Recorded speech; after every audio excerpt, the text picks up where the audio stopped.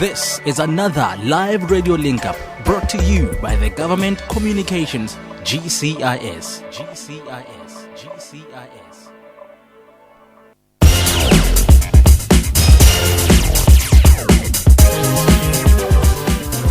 Time has gone 5 minutes after the hour, 6 o'clock, and it's a very good evening to you and welcome to it. This is a special broadcast and brought to you courtesy of Government Communication and Information System, the GCIS, together with the National Treasury of South Africa. And welcome to it. My name is Karabo Lance. Glad to be in your company for the next coming hour. And we're going to be talking about issues of importance, especially if you want to be working with government from here going forth.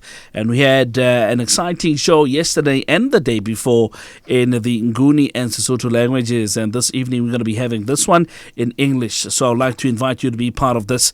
And we're having two guests in the studio coming from the National Treasury, actually from the Office of the Chief Procurement Office there. And we've got two guests, Rakgadi Motseto. She's the Chief Director responsible for stakeholders and client management in the office, the OCP. I'm going to call it like that from here going forth. As well as Meros Motlaole, Director of Governance and Compliance in the same office, the OCPO. So I would like to invite you to take this number down. You're going to need it. It's a very easy number, really. It's a toll-free number if you're going to be calling from a landline. It's 0800 142 446. So that's 0800 142 446. Toll-free if you're going to be calling from a landline. This is if you want to chat to our two guests in the studio. So I've heard people saying that, working with government can be daunting. And not necessarily. In fact, I was chatting to Merakadi and she was telling me that actually what we're going to be doing for the next coming 4 weeks is to make supply chain management simplified for suppliers. And that's why we want to bring you up to speed in terms of where government is at the moment. What is it that we're doing to simplify procedures and all of the stuff that you know about working with government to make it easy for you to understand that in the future, if you do want to work with government, you can understand how things work. So that's what this show is all about, and it's going to be taking 4 weeks. Bomeros, they've really dedicated this time to make sure that you understand, and we thank you for them. Let me welcome the two guests. Like I said, Rakgadi Motseto, thank you so much for your time. Thank you so much, Karabo, and thank you so much to the listeners for making time for us. So there we go, and as well as Meros Motlaole. Thank you very much, Karabo, and good evening to the listeners. There we go. So these are the people that you're going to be talking to. 0800 142 446. That's 0800 142 446. Let's talk about National Treasury to start with. For those who don't understand, maybe it's their first time that they're exposed to information like this, and they really don't understand how the department works. Rakgadi, would you like maybe just to kick it off for us there? National Treasury has, I think, 10 or 11 different units where they deal with budget allocations. You have budget oversight. You have others who are dealing with the banking sector. And in our case, we're dealing with supply chain. That is what most people call procurement, but it's a supply chain because there's a chain of events, and it's important for our suppliers to understand this value chain. So that is why today we're inviting them to start to understand the process with us and start planning with us as we start to plan from next week with the President's speech until to a point where we start buying the services and goods from them. To ensure that we deliver services to our people of South Africa. So there we go. It's very important for you as a supplier or somebody that wants to partner with government to understand some of these things that we're going to be talking about. There's so many things that are happening. We're going to be talking about budget speech and all of that stuff. Maybe you don't understand how these things work. Don't worry about it. You can be part of the show. Just listen in and you'll get all the details coming from Merakadi Meros here in the studio. 0800 142 446. 0800 142 446. We're running a 4-week campaign. 4 weeks is quite a long time, and especially on radio, where we're having this program. It's happening 3 times a week, and what we have done 3 times a week, and what we have done is we've really put 3 days aside, separating it into Nguni languages, Sotho languages, as well as English, and this tells me that the department is so serious about wanting people to understand exactly what is happening. Now, this campaign being a 4-week long, tell us about it. Karabo, we have realized in our engagements with our suppliers that most of the mistakes that they make when they try to do business with government emanate from their lack of understanding of how government is structured, how do we buy, how do we plan. So we want them to get on board, because some of them, they don't have time to read. So we want to simplify the processes for them so that they know we don't make a decision today to buy something tomorrow. There's a lot of planning that goes into it. So over the 4 weeks, we will really line up the value chain. Where do you start to engage with government? How do you interpret the information that we put out there as government? What does it mean for you as a supplier? So that you plan on your side as well as we plan on our side, to get to a point where when we are ready to buy, then the suppliers are ready to provide the services that we need. That is why we are doing this campaign, because our suppliers, they only engage with government on one issue. When they're done, they back off. All right. So most of them, they think the CSD is the only process that government does. Through the OCPO, we want them to participate in all the reforms that are happening across government that will affect them. Gauteng, I think it was last year, they announced that they are running the open tendering process. We want them to be informed so that when they go and participate, they understand what goes into that process. It will also help them to deal with these scams that are flourishing all over the place. The reason why they fall for these scams is because they don't understand how we buy as government. Because if they did, they would understand that, but it cannot be.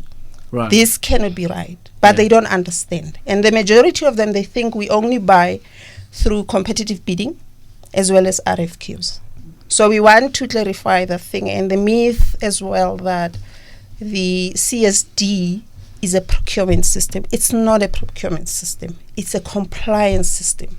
It's made for them to simplify the process so that they don't duplicate papers, so that they don't do multiple registrations. They are centralized in one place. When we're looking for a commodity, we just punch it in. Whoever supplies that will pop up. We filter it down.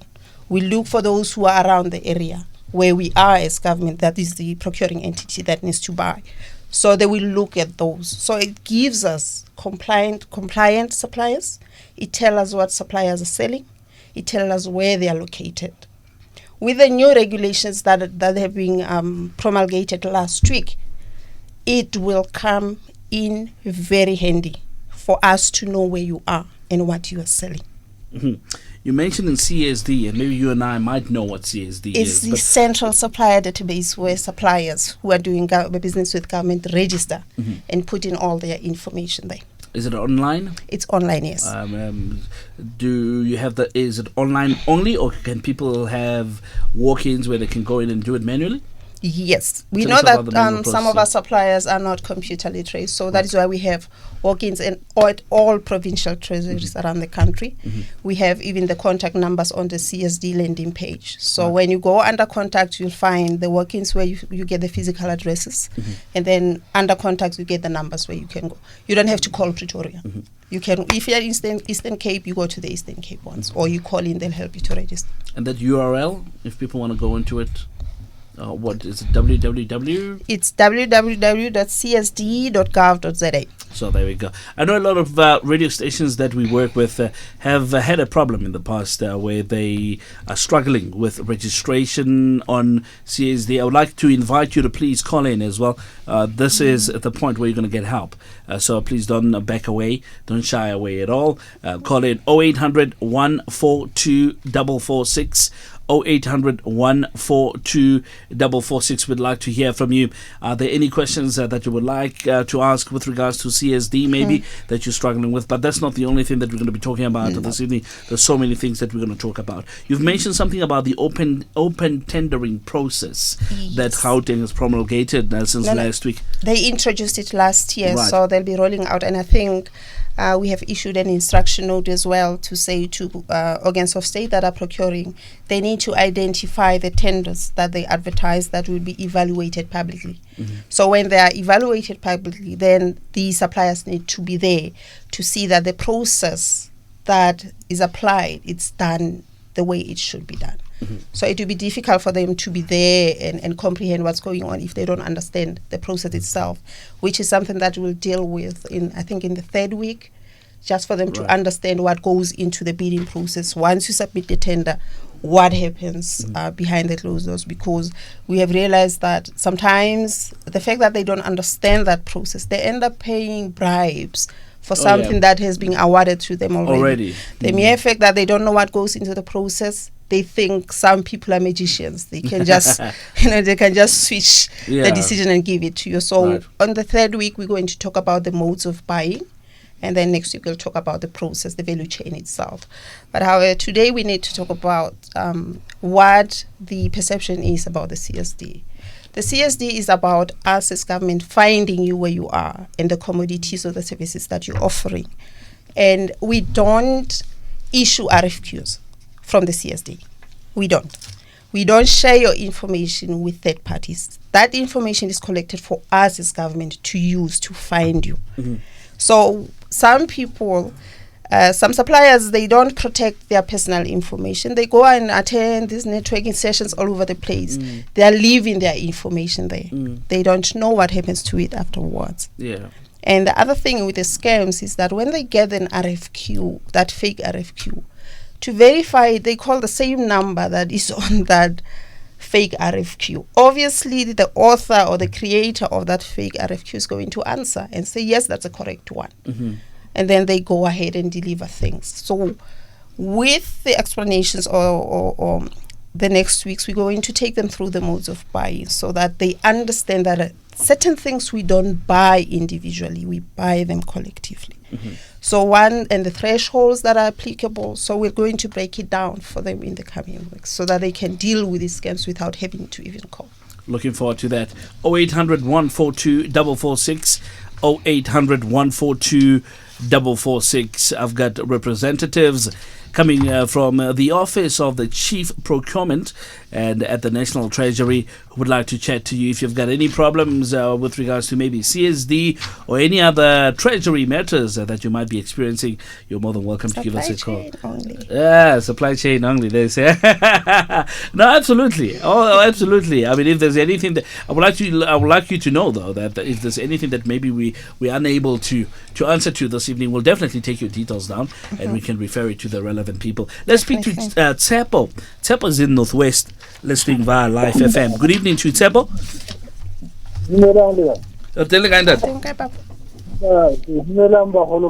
Hello, Tsepo.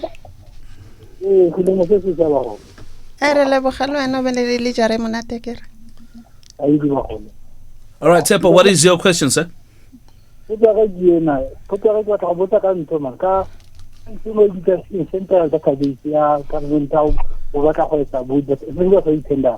So in Kenya, how you like Utina at the digital moment. I think I discovered phone calls out the Kenya movies, you know, like you could know not because I feel like I am to tell myself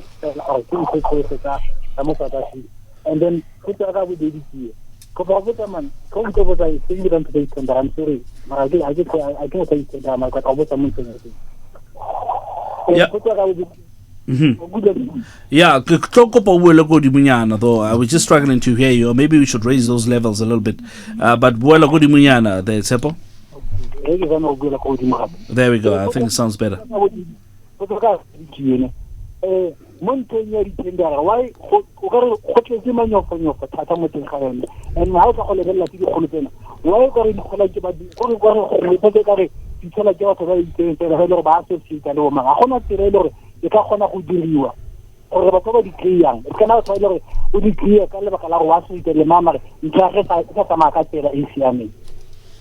all right, thank you so much, Sepo, for that. We really appreciate it, and we will definitely attend to your call there. Let's move over and go to Eliwell North in the Eastern Cape, Takalani FM, and we've got Patco on the line.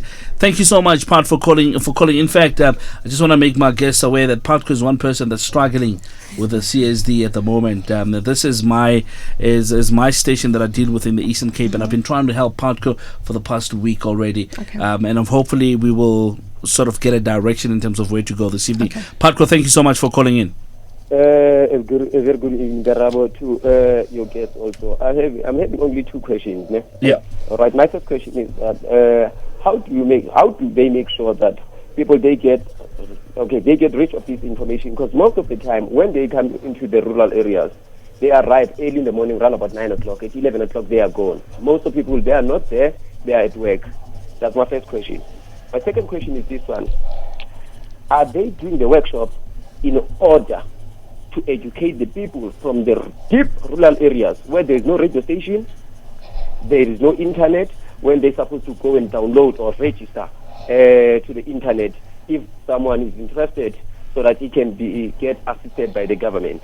I'll listen to Tagalani Community Radio. That's all that I have. Patco, before you go, let me just ask you, you guys are battling at the moment with your CSD registration. Is that matter sorted out? Not yet. Would you like us to talk about it now, or is it something that you would like us to talk off air? Mr. Lebo Khasipe will call and then will explain everything. Okay, 100%. I think that's fair in that way. Thank you so much, Patco, listening from Eliwell North in the Eastern Cape. Takalani FM being one of our partners on this broadcast. We really, really appreciate it. Okay, maybe let's start with those questions and see what we can do. The first one I didn't hear properly. All right, the first one, tender malpractices. That's our first caller that came in. I think it was Tepo in Northwest. Tepo wants to find out, there's this myth of power of association. Man, you know, meeting. Things are not going to happen if you don't know nobody in the system or any people in the Treasury. The power of association, which for me, it's fraud, yes. if you can call it that. It's So corruption. tell us about that. What are you guys doing to combat that? Look, this campaign is one of the things that we're doing so that suppliers can understand that you don't need to pay anything to get a job or render a service to government. Is that some of the supply chain practitioners make suppliers believe that they can perform miracles. Suppliers have the right to go and ask, where did I go wrong in this particular bid? Why is it that it's only Garabo who's supplying this thing in this department when I can as well? Why do you have to get somebody from Johannesburg to come and deliver here when we can? So in the coming weeks, we're going to break it down so that they understand when we buy, what is the right process to follow when you buy within a certain threshold. In that way, they would know that this myth might be the truth or it's not. And when they pick up that there's anomalies in the process of appointing suppliers, they can raise it with the accounting officer or they can raise it with us. Our office will look into it. All right. Okay, can I add to that? It's 20 minutes into the show and you have. I'm very glad that we have a lot of things to say. Thank you so much, Meros. Go for it.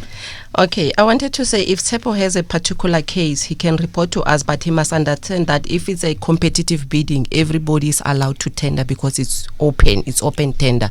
Anyone from Cape Town to Messina is allowed to tender, but if he's having a particular issue or a particular case where he noted that, okay, the tender was awarded irregularly, he can then lodge a complaint and then will investigate the matter. Now, we talk in terms and maybe and maybe other people don't understand.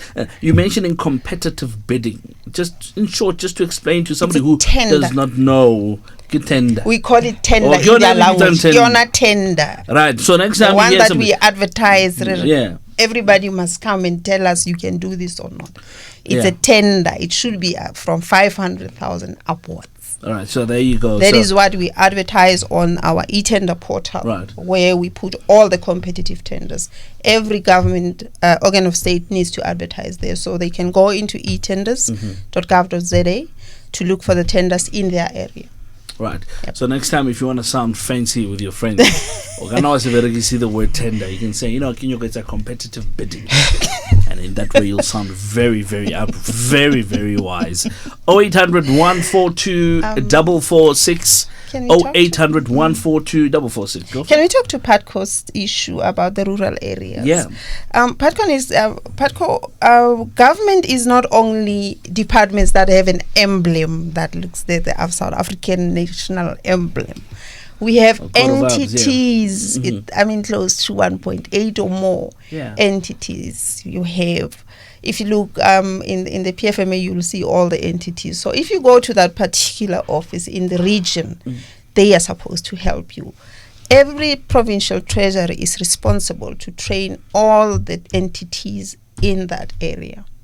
Wow, that's good. Yes, they need to do that. Right. Yes. Now, when it comes to workshops, because he's quite concerned that, especially with a campaign like we're running at the moment, are there any workshops that are being ran in rural areas? Because you might have suppliers. In fact, I would like to believe that you have suppliers in rural areas. So now, how does this information get to them? Are you running workshops at all?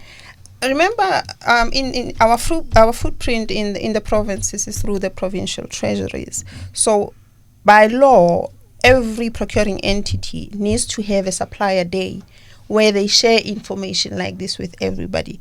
And it should be convenient enough. If you know that most people are working, it doesn't help to have it at 9 when people are working. It's rather make a sacrifice. Do it on Saturday morning. We are here, it's almost 7. Yeah. So because we want them to partner with us so that they do it right and we get it right as well. So supplier days are compulsory. They need to happen where they share all the information on the reforms that we are busy with in the OCPO. But sometimes where we can, we get invited in the provinces to come and talk to the suppliers. But it's the responsibility of the provincial treasury to do that for us. Right. It's 26 minutes. My clock says 26 after 6 o'clock. Hopefully yours is saying the same as well. Welcome to it. If you've just joined us, this is a special broadcast, and it's brought to you courtesy of Government Communication and Information System, the GCIS, together with the National Treasury. Coming from the Office of the Chief Procurement Officer is Rakgadi Motseto, and she's the Chief Director responsible for stakeholders and client management at the OCPO, as well as Rose Matlaule, right? Matlaule, I beg your pardon, Rose Matlaole, and she's going to be telling us in a short while about all these scams that we're hearing about. So stay tuned for that. She's the Director in Governance and Compliance at the OCPO. So we are very excited to have both of them here. Let me take a caller. I just spoke to Patco now, and Patco said to me Ndate Kasipe will be giving us a call, and I thought it would be tomorrow. But Ndate Kasipe, I know that he's battling with this issue. In fact, he's on the line right now. I'm very excited to be having him. Lebza Wana. Lebza. KB. Ndadwag. Compliment of the new season, Kalebua. What a nice program indeed. Whereas really I'm not happy. I'm very, very sad. One, I have 3 questions. I think. One is if you have registered last year, and then you get your unique registration ref number under the communication. Am I allowed to register, or am I allowed if there is a tender or of catering, roads, hospital? Am I allowed if I'm under the communication? That is number 1 question. Or is it only based on one thing that you have ticked? And then number 2, if you have applied, then out of nowhere there is a problem with the tax clearance. But the tax clearance is still valid up until September. What could be the problem? What is it that could be the problem? Why am I asking this? Because it is the problem. It is the problem that I'm having here at Galan Community Radio. And when we are calling at the provincial for an assistance in the Eastern Cape, we don't get assistance. Sometimes the calls are, we just ring. I call all of them. There is no assistance. Up until I jump to Free State. Bear in mind, I'm at Aliwal North. Aliwal North, I'm nearer to Bloemfontein. And I'm far away from East London if your head office is at East London. That is my challenge that I'm fighting each and every time. Why Tagalan Community Radio can't be in the Free State? That is the political thing, but I don't know whether you can answer that. My last question: how many times must one update this CSD? Is it once and then everything is okay? Because now we have to register and then we sit down and relax. We see that there's quotation that are requested, and then we send the quotation. On an 11th minute, there comes the problem. No, guys, you are having a problem. There's something wrong. Why can't we be tipped off about this so that we can fix it as soon as possible, so that we cannot be hungry like I am hungry, like right now? Oh, you're a hot.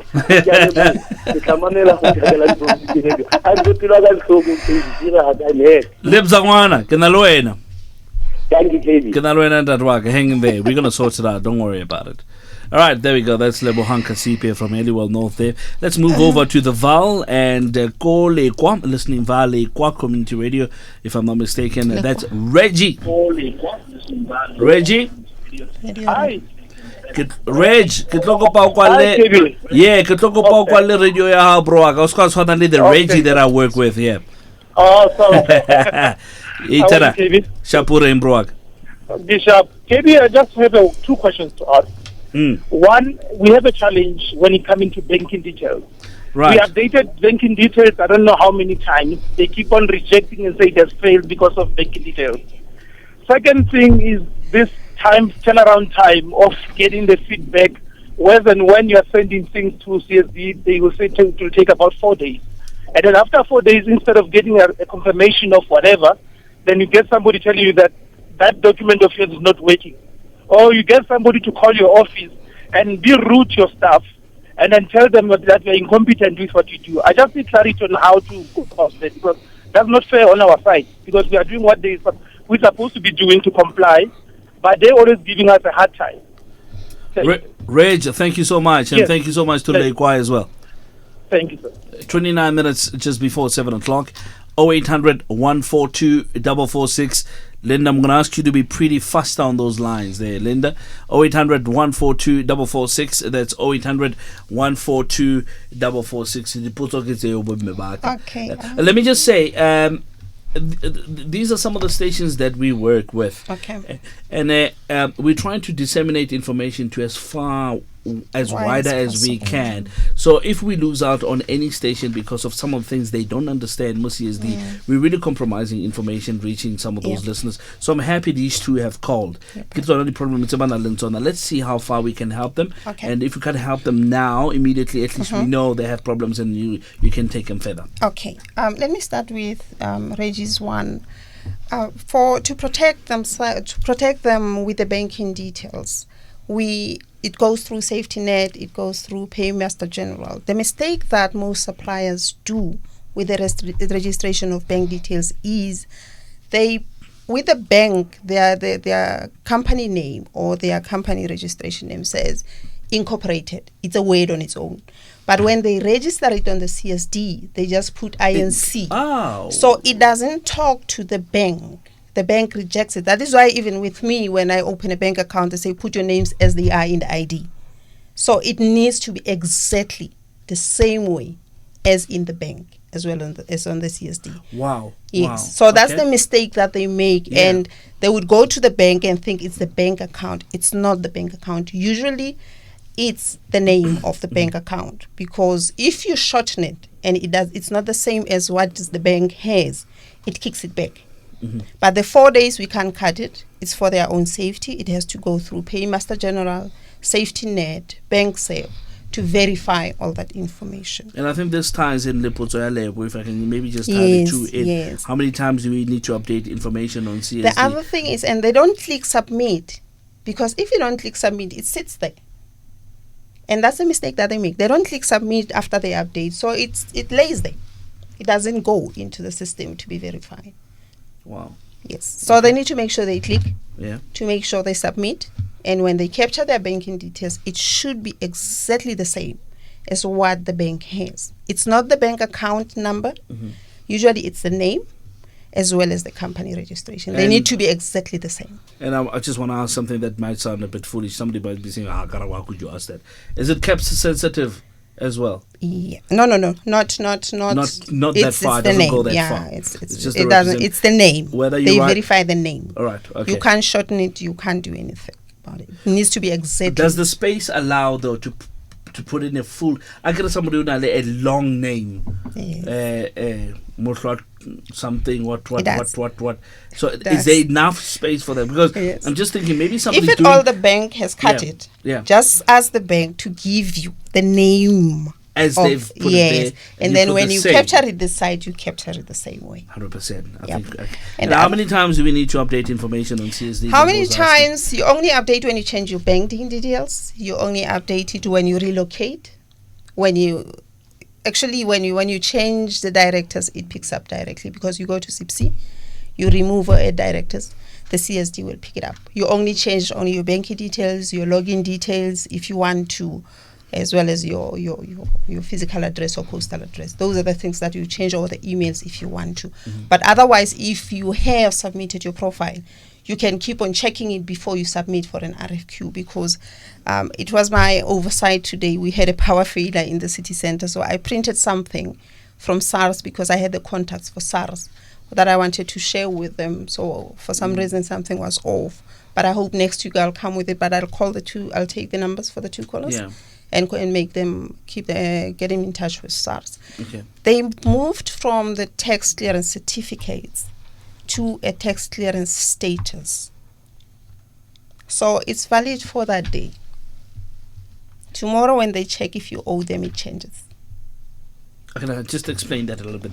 Because the problem, this is the problem that Lebo is having, because he's saying his tax clearance is valid up until a certain time, Yes. meaning it's still valid even now.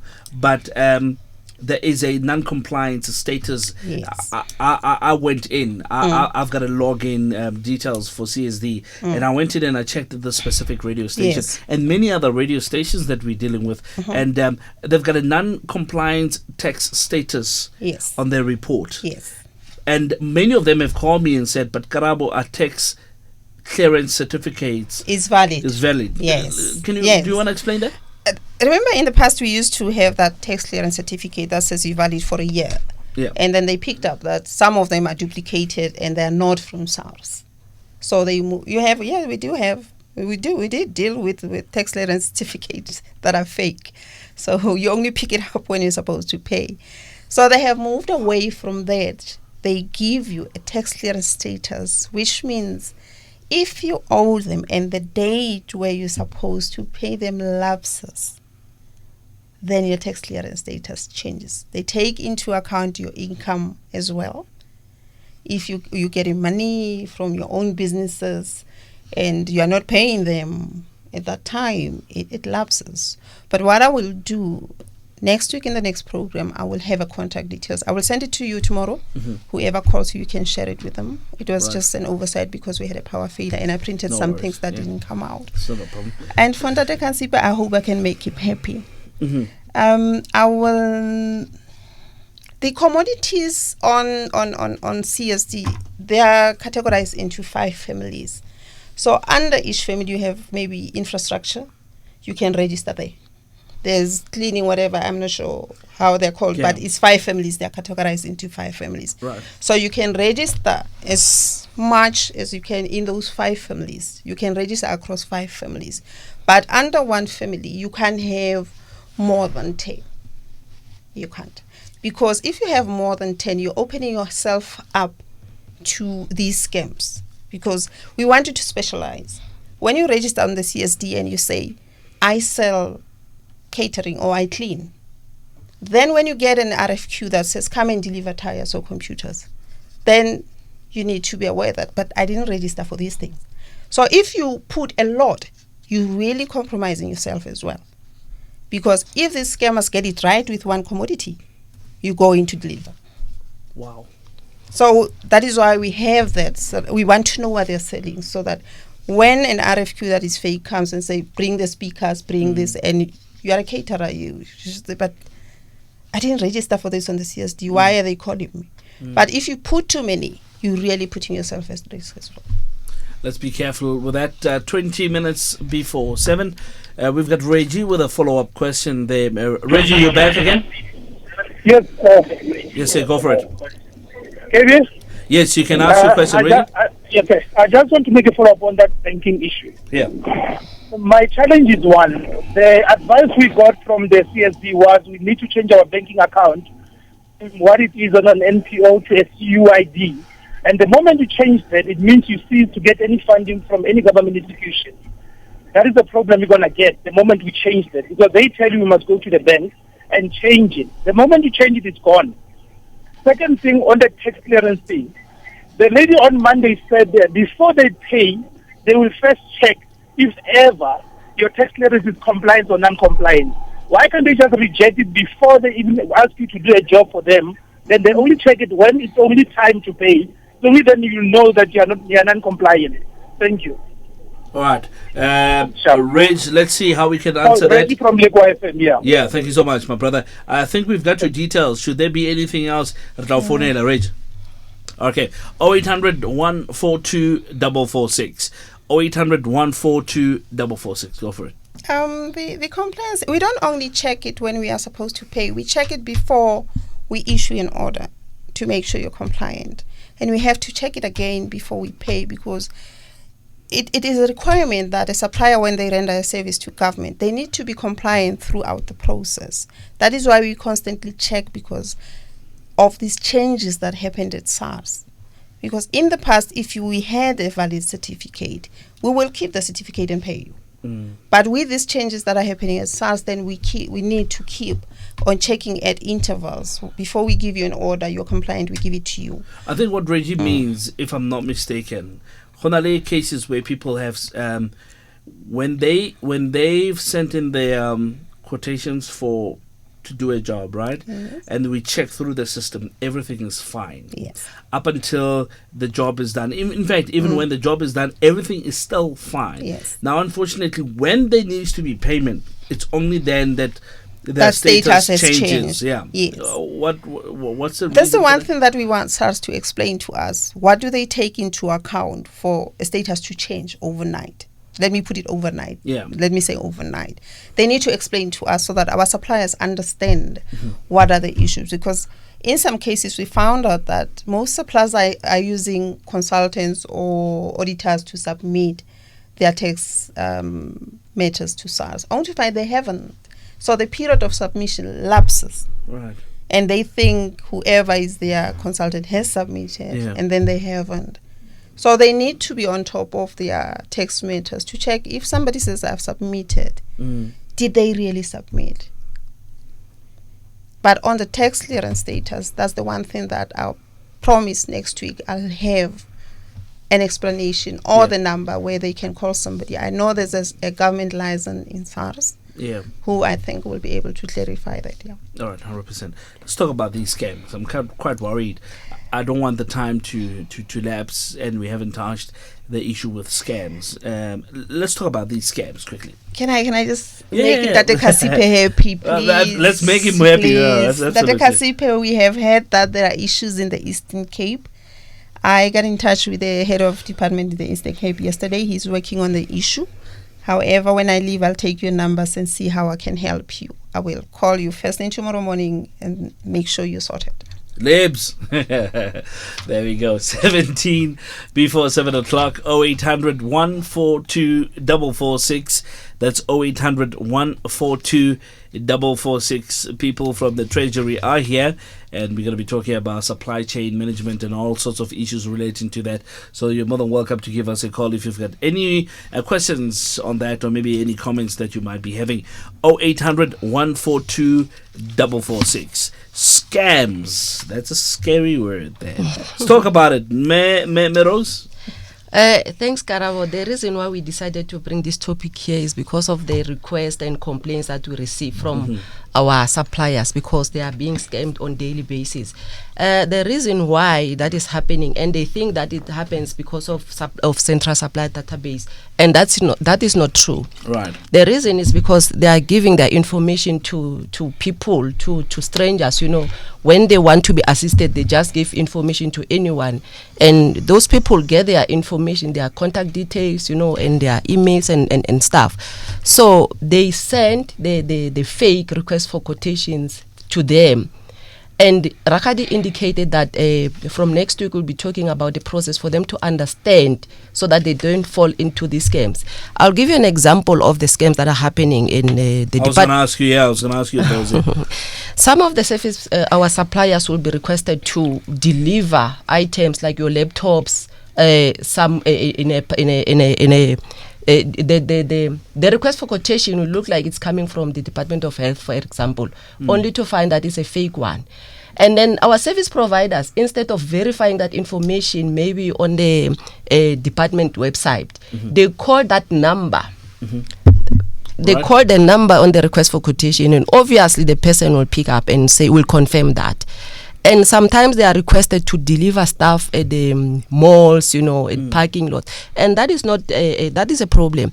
So our suppliers need to verify information. When you receive a request for quotation and you doubt it, look for the contact details, the department's contact details on their website, and call the number. Don't rely on the number that is provided in the request for quotation. Sometimes our suppliers, so for example, I'm a supplier, and in the central supply database, I've registered that I supply stationery. I receive a request for quotation to render a service, catering, and I know that I didn't register for catering. You must ask yourself why am I requested to do this, and then you must question that. Sometimes you receive a complaint because sometimes you are requested. What happens mostly is that when you receive a request for quotation, there will be a follow-up call. When you start, as soon as you submit the quotation to them, they'll call you again to say, we need you to pay a deposit of so much.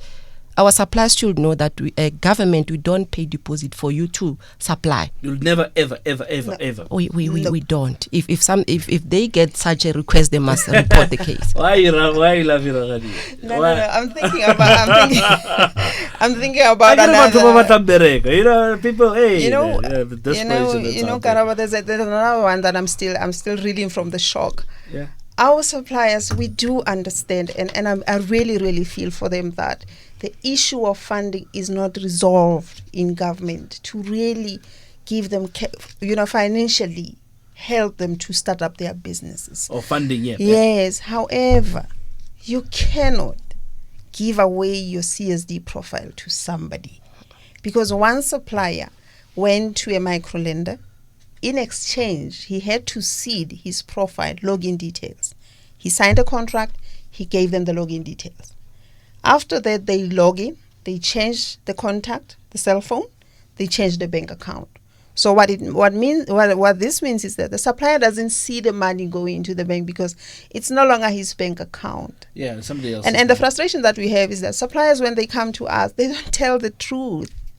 They don't tell us, look, I made a mistake. This was a blunder on my part. They want to insist that it's the CSD that went and did this thing. It's the CSD that. As a result, he went to our office at the working center to try and change the details. Now the microlender, because he has a signed valid contract, he took him to court, and there was a court order to say pay all the money back or stop changing the information until you have paid them back. Wow. That's a high level kind of machonisa, let me put it that way, which is worrying. We do understand. We do understand that the funding issue, it's a serious concern for suppliers, but you cannot put yourself in a very risky situation like that.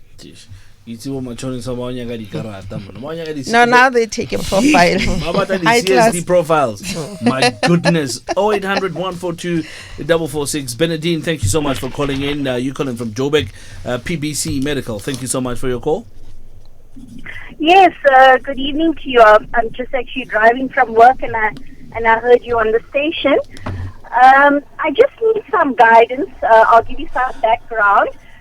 We're a medical company, and we supplied the Department of Northern Cape in Springbok some equipment last year, March, and to date we have not been paid.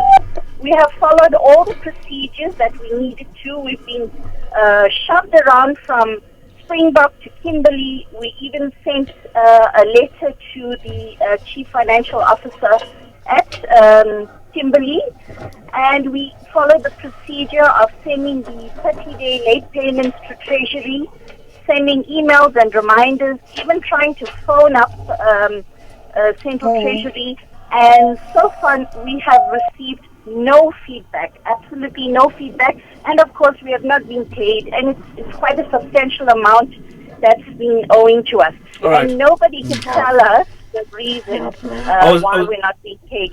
Yeah, I was just going to ask you that, Benedine, that is there a reason that you got given why you're not paid, and you're saying there isn't any? No reason. They just keep shuffling us back from this department to this person to that person. We've been continuously sending emails, and we get no response. All right, listen on the radio, Benedine. We're going to try and answer your question. If you're not happy with the answer, you're more than welcome to call again. And if you're not happy, then we'll take. We've got your details down. We'll definitely give you a call. But listen on the radio. Thanks for calling. I appreciate it. All right, let's go to Loviso Doyi, from Deep Slot. Loviso. Hello. Yes, Loviso. Thank you so much for calling in. What's your question? Okay, my question is, I don't know how. I wanted to ask Mr. Lavaman. Because we've registered in SST a long time ago, and my company is doing grass cutting now. So I went to market for myself. I went to national city parks and use all of those things. When you get there, they will tell that we're using CST. So I've told them we are there, but we never get any contact. We never contacted. So I just want to ask, how long does it take you for them to contact the person, or what the criteria do they use to contact people that are on their database? All right. Thank you so much, Loviso. Loviso, I think on the perception we started talking about the one when you registered, it does not necessarily mean you're chosen to supply. Yeah, but Loviso, thank you so much for your call. We're definitely going to answer your question now. Thank you so much. Okay. 0800 142 446 0800 142 446. Let's start with Benedine. Okay. I think it comes to an issue I wanted to tackle. Okay. 3 months payment The 30-day policy. payments I one. beg your pardon, 30 days, yeah. The problem with the 30-day payment is that suppliers wait too long to start querying the payments, right? And when the other perception is that once they report it to Treasury, the Treasury will pay. We don't pay on behalf of any organs of state. That is why in February we allocate the budget to them, so that when they buy something, they pay. Okay. So if they wait for too long to report non-payment, it takes longer to resolve it, because you might find that the person who was dealing with the issue is no longer there, and then you get to the new CFO, he's acting, he leaves. Sometimes there are disputes. We have to meet with them first to understand what went wrong. They bring their side of the story, and then after that we make a decision that they have rendered a service, you pay. Okay. Right. So if you wait too long, chances are that we're going to struggle on our side to get the documents to verify what you're saying, because we need to verify. We cannot say to them, pay. We need to verify. Okay, but and if you wait for too long, then it takes forever for us to get the documents as well. In the case of somebody that has not waited too long, and they still haven't been paid in 30 days. What we do when we get the queries, once the overdue, the 30-day payment, the 30 days lapses, we send it through to the person who's on the contact form that you gave us. Once it doesn't get a response, we escalate it to the CFO and the accounting officer. Right? And monthly, actually quarterly, we send the report of the non-complying departments to Parliament for them to help us get this money out of the system to the rightful beneficiaries, which are the suppliers. So it's not something that we do overnight. Some are quicker to resolve because it's out of spite that you have the practitioners who are not paying us. I'm still waiting for my card, so you'll get paid when we agree on my card. So it's not as easy as that, but we want to get an estimate as well as to how much of the money that is lying in the fiscus should be with the suppliers. But it's not, when we get it, it's not like we're not doing anything. We're engaging. We have a case from last year where the documents got lost because 2 departments matched. So nobody knows where the documents are. So we've been engaging with that department to say, you need to find those documents. We can't have this issue open for longer than a year. All right. Can I ask you then, in the case of Benedine, seeing that it has taken this long, can I give you her numbers that you can maybe just make a follow up with her? It's fine. I'll take the numbers when we 100%. leave, and then I'll get somebody to call her tomorrow. Right. Benedine, somebody will give you a call tomorrow, so just look out for that. Lovely. 0800 142 446. That's 0800 142 446. We've got about 10 minutes to go now. Loviso? Loviso's one. Yeah.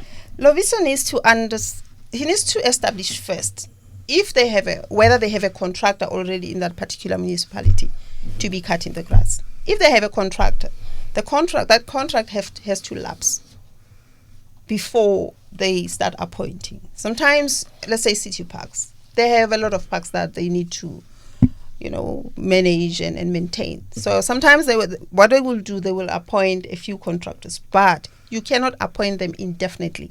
There needs to be a period, so that after that period, when it lapses, they will issue a new tender. So he needs to understand or establish, are these people that you're using on a contract, when is it lapsing? So that when it lapses, he can submit his own bid as well. Right. 0800 142 446 Meros. I also need to add on Loviso's a question. It also depends on the number of suppliers who are registered for that commodity, because they are required to rotate the service providers. Right. If maybe, for example, you have 20 service providers registered for grass cutting and they have to issue a request for quotation, maybe they will issue to the first 5 service providers. Next time, they will change. They'll go to the next 5. So the issue of rotation maybe here it's also so because you're not registered, because you're registered at the time, does not mean immediately when the job comes out you're going to be chosen. You might be number 7 and they're still dealing with number 2. What we have picked up on the CSD, because it tells us where most of the suppliers are clustered. When we pull out the report, most of our suppliers are clustered in those categories. So the more they are in that commodity, the longer it will take for them to be called to perform because anything. You still need to yes, because they would appoint for maybe this month, it's a quarter, they rotate. It takes forever for them to get that. It's only in those categories where you find it's only 2%, 10% that it will move fast. But if it's 90 or 900 of you doing catering and you are in Pretoria, trust me, you're going to wait. And some of us are trying to lose weight. So it might take forever. Okay. So it's an issue of rotation and the congestion under that commodity sometimes that make it look like it's taking forever or you are not being considered. Actually, what you're saying, it might just... I take it as an encouragement to say, look, let's start looking for brand new business ideas. Innovation. Innovation. Everybody wants to be a caterer these days, I had my wife talking about catering the other day. I'm like, hey, just briganyana, let's not go there on catering and stuff. Let's do other things. The other thing is, if suppliers do understand how we do business in government, they would know that there's no longer money in that category. We don't buy much of it. Yeah. If we say cost-cutting measures, they need to understand what we are cutting. If we say we're no longer doing catering, so business is very scarce. You only cater when there's VIPs. And you do sandwiches. I got it back in the days when we were doing these programs. There would be cheese here and stuff. There's nothing. There's boiling down. Yeah. 0800 142 446. So those things they need to understand how they impact on their line of commodity as well. Yeah. 0800 142 446. Sepo Northwest. Good evening to you. Sepo. Hey, Karao. Dad. Yes, sir.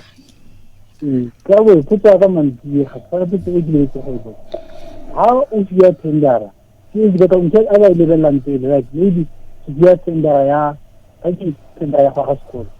go lebella tšhelete financial status ya ka tela go tšea tendera fela because ke wela mo category ya batho ba contractors because sometimes o fa motho tendera ya tšhelete e ngata motho o gana tšhelete ga na tšhelete le ditšhelete e nyane ya kgona go tsamaisa up until don't take fela tšhelete e fedile ga ba kgona go etsa o fiya tšhelete o then don't take o tlo dile tšhelete go tšhelete e fedile then ntho ga ya fela o se batile motho beo ba ga ditšhelete pele ga mo fa tendera e tona gore motho a ka o na le bokgoni bo kapana o fiya fela tendera fela so fela wa bona le wala mo category ya ntho.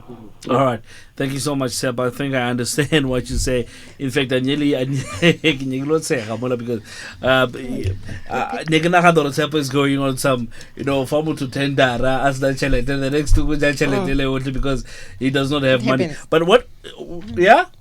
What does happen? Because what Sepo was saying that or was asking really was what is the criteria of awarding somebody a tender? Do you look at their financial status first to say, okay, this one has got money, we're going to give him, say, a bigger chunk of money for the tender? How does it work when somebody's awarded a tender? Do you look at the financial status? Maybe let's keep it as simple as that. There are certain services or goods that when you supply, you need to have a cash flow, right? If you are going to have a contract for cleaning services, you have employees that you need to pay. So your cash flow is important for consideration in that tender, because we don't want a situation where we pay you and you don't have a cash flow, the cleaners or everybody, your employees are not paid, and now we have to deal with it. They don't clean. So a cash flow is important so that you can maintain at least for 3 months. We know that if anything happens in terms of the payment, the system goes down, then you have money to pay your employees. So that the services can still be rendered. Yes. As well as in the traveling, it's an advanced kind of payment thing. So you need to have a cash flow to book everybody who flies and then recoup from government. Yes. I am telling you, business 101, eh? Yes. And then the other thing is that suppliers tend to do, when they complain about the tender, they wait for a long time and they come back and complain. Sometimes they just complain for the sake of complaining. And they need to take into account that when you complain, there's that possibility of disrupting service delivery. Imagine if you complain about a feeding scheme tender and say, no, they gave it to her brother, and then we stop it, only to find there was nothing wrong. But,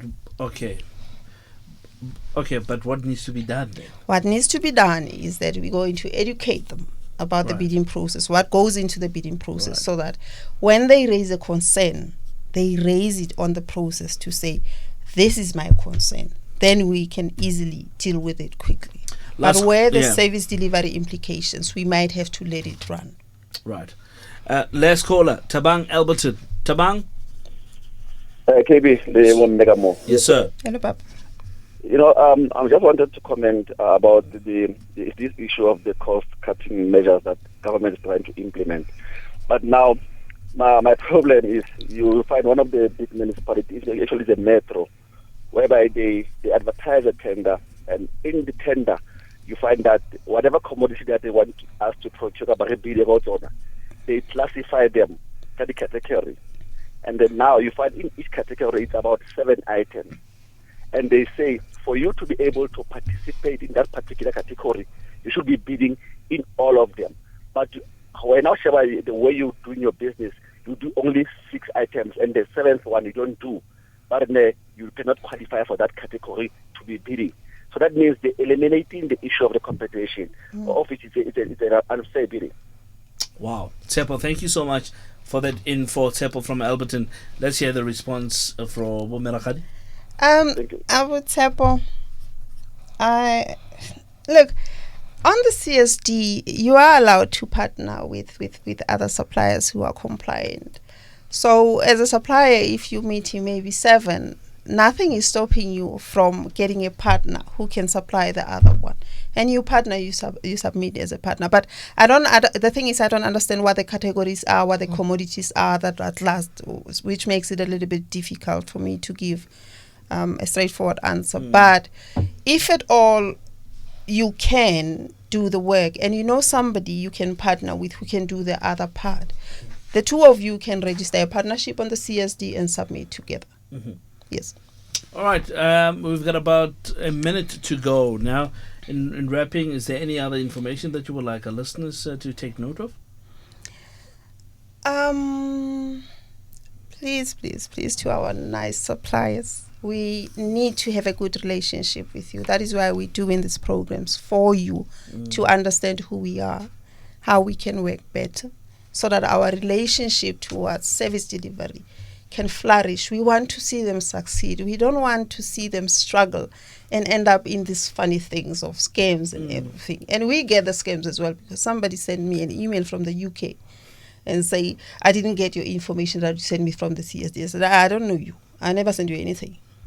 So they need to understand, please, if you want to be in a relationship with us, make an effort to listen and understand who we are as government, how big we are, where are the opportunities. You don't have to come to the Treasury only. There's more than 1.8 government entities where you can do business.